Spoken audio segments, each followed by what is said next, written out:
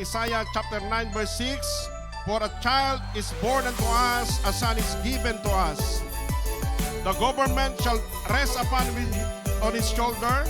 He will be called Wonderful Counselor, Mighty God, Everlasting Father, and Prince of Peace." Siya po ang ating pong tatay, daddy, papa, magpakailanman. "And his government and its peace will never end." Ang kanyang paghahari at kapayapaan ay hindi po mawawala. Kaya po gusto ni Lord na ang lahat ng anak niya ay meron tayong kapayapaan. Amen? Sabi mo, amen. Sino mapayapa rito? Masarap ang tulog. Pati sa church natutulog.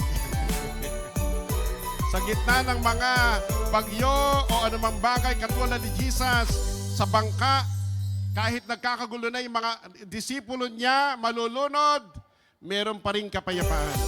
Kaya minsan magtataka ang mundo sa atin, bakit tayo may kapayapaan? Makikita sa inyong mga mukha, bakit tayo may kapayapaan? Sapagkat yung puso natin ang naghahari, walang iba kundi si Jesus Christ. Amen? Kaya nga sabi, huwag tayong magalumihanan, mag-alala. Ano mang bagay na kailangan natin, Philippians 4, 6, and 7, humingi lang tayo sa ating tatay, ipagkakaloob niya sa atin. Amen.